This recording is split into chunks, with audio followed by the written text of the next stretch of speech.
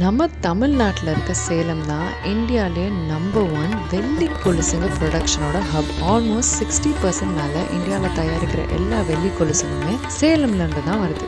So long ago நம்ம குஜராத்தில் இருக்க சௌராஷ்டிரா ரீஜன்லேருந்து நிறைய பேர் இந்த இன்வேஷன்லாம் நடக்கும்போது சவுத் சைடு மைக்ரேட் ஆகி வர ஆரம்பித்தாங்க. அண்ட் இவங்க ட்ரெடிஷ்னலி டெக்ஸ்டைல் ஆர்டிசன்ஸாக இருந்திருக்காங்க. அதாவது இந்த சில்க் காட்டன்லாம் வச்சு ஹேண்ட்லூம் ஒர்க் பண்ணவங்கள அதில் எக்ஸ்பர்ட்ஸாக இருந்திருக்காங்க. They came with advance weaving techniques. And இது நம்ம சவுத்தில் சில்க் அண்ட் டெக்ஸ்டைல் ட்ரேடுக்கு ஒரு பயங்கர பாசிட்டிவாக இருந்துச்சு. நம்ம ராஜாஸ் லைக் திருமல நாயக்கர் ராஜா மதுரைக்கு இவங்களை பர்சனலாக இன்வைட்டே பண்ணியிருக்காரு. So they can make silk garments for the royals. ஆனால் ஏர்லி 1900s பிரிட்டிஷ் ட்ரேட் லாஸ்லாம் மாற்றினதுக்கப்புறம் இவங்க டெக்ஸ்டைல் இண்டஸ்ட்ரி விட்டு ஸ்லோலி கிக் அவுட் ஆனதுக்கப்புறம் இவங்க என்ன பண்ணுறாங்க, மெட்டல் கிராஃப்டிங் அண்ட் ஜுவல்லரி பிஸ்னஸ்குள்ளே இறங்குறாங்க. அண்ட் இது வளர்ந்து இன்னைக்கு more then 10,000 workshops and production unit சேலமில் வெள்ளி கொலுசு தயாரிக்கிறாங்க. அண்ட் அவங்க ஒரு மாதத்தில் மட்டும் 2 to 3 lakhs வெள்ளி கொலுசு ப்ரொடியூஸ் பண்ணுறாங்களாம். அண்ட் இந்தியாவில் மட்டும் இல்லை, Singapore, Malaysia, Sri Lanka, Vietnam, Qatar இந்த மாதிரி நிறைய ஃபாரின் கண்ட்ரீஸ்க்கும் வெள்ளி கொலுசு சப்ளை பண்ணுறாங்க. சேலமில்